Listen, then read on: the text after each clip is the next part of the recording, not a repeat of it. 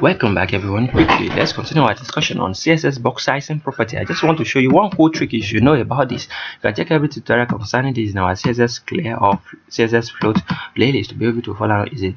Right here, if you notice at the top right here, I created two div element, and same here inside our blue box here, I created two divs element.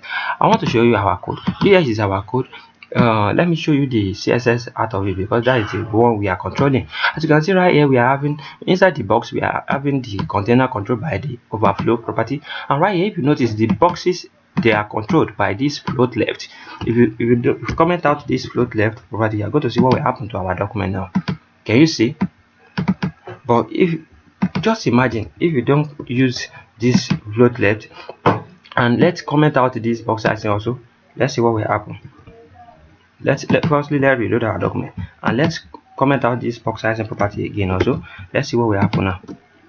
Can you see the same thing occurs, right? Definitely you should note that anytime you don't use this float left, you don't really need the box sizing property. The reason why is that I'm going to show you now. If you have to get the accuracy of the float left of the width accuracy like this, because this box sizing right now just standing against this width and padding, it's going to calculate the both elements together just to give you a reasonable box sizing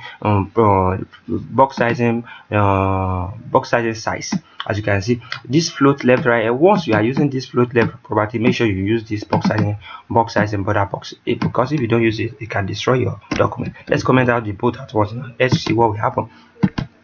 As you can see, but let's leave them without commenting them out. Let's reload again. Can you see? Now again, I want to show you something again. Let's comment this out again. Let's come down to our code right here and create a two span element. These two span elements, you are going to see them, they are going to stack beside each other because they are inline elements. Let me reload. Can you see? They are at the top right here.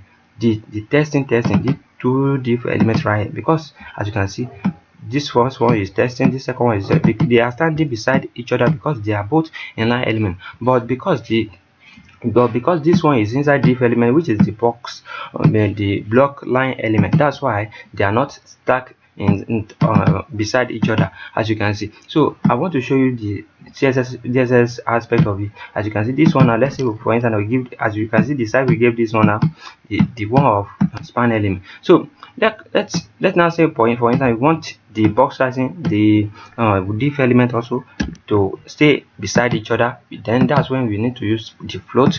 After using the float, then you use the box sizing so that it can work reasonably. Let's comment it out and save our document. After saving our document and reload, let's see what will happen to our document now. As you can see the way it's looking now.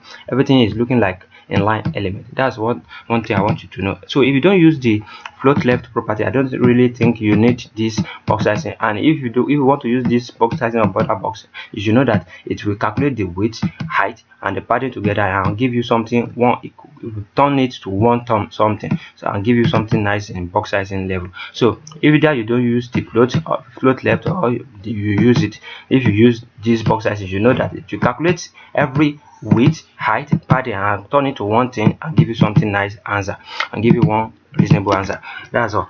And what akorede ayofe is my name once again. I wish to see you guys next time to the next tutorial. Peace and love.